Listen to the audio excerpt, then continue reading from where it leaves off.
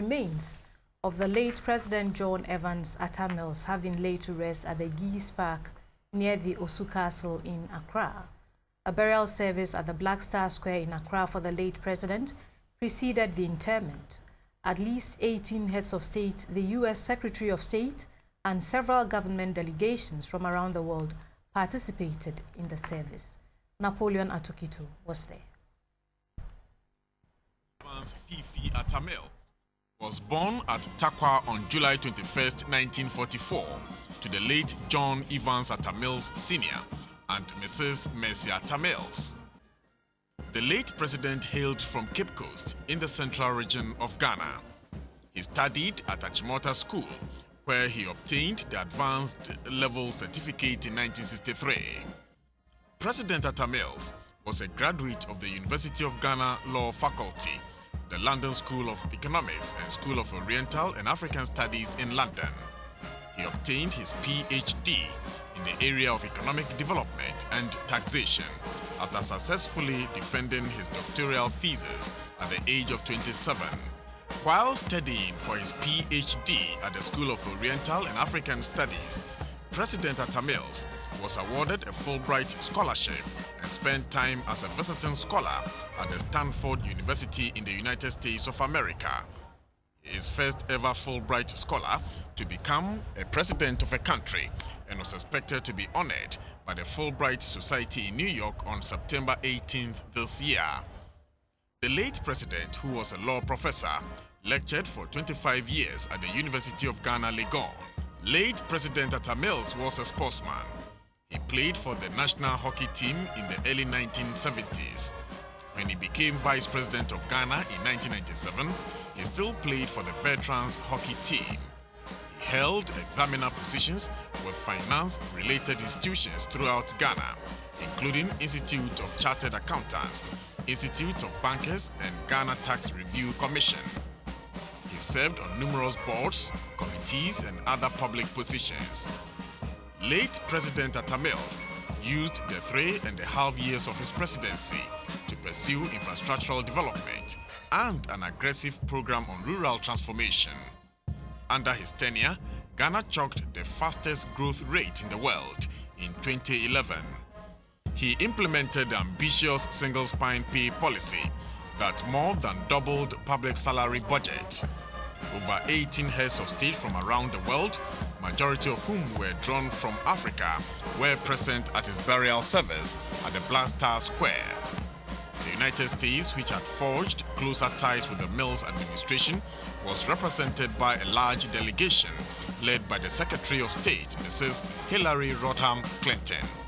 Also in attendance were former Ghanaian leaders, Jerry John Rawlings and J.A. Kufuor, and former UN Secretary General, Mr. Kofi Annan.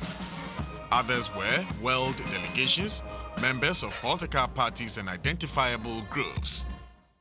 The main highlights of the burial service were the military procession that carried the casket which contained the mortal remains of the late president to the Black Star Square, the lighting of the perpetual flame by his successor, President John Dramani Mahama, and the tributes.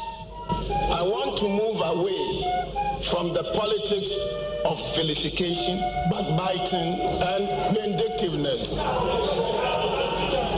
Indeed, our call for change is for the recognition of a new way of doing things. Even though we may hold different political views, it is important that we all remember that Ghana is the only country that we have.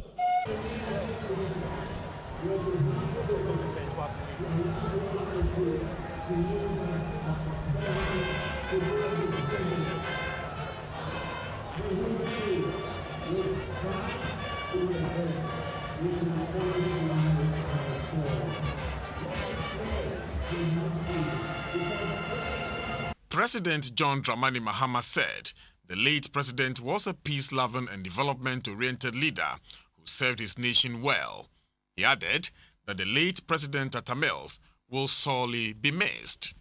Today, a dark cloud hangs over Ghana, over Africa, and indeed the entire world. Today, we have come from so many parts of Ghana, from so many parts of Africa, and from so many parts of the world to pay tribute to His Excellency President John Evans Atta Mills, a great man who served our nation and our continent, Africa, with honor. Tribute by the former First Lady, the wife of late President Atta Mills, Mrs. Nadu Mills, was read by Madame Gifty Lamte. Then the clergy took their turns. They included Most Reverend Professor Emmanuel Asante. Beloved, it is faith in the living God that we must discover and hold fast to.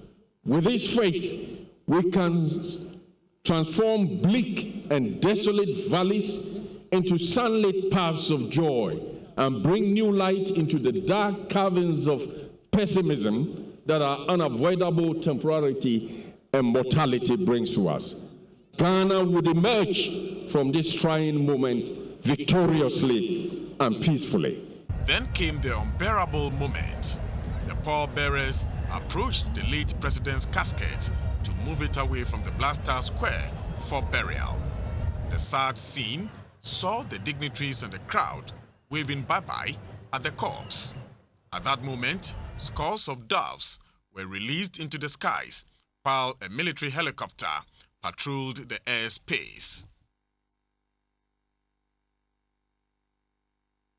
Alas, the great Professor Atta Mills, the third leader of Ghana's Fourth Republic, is gone.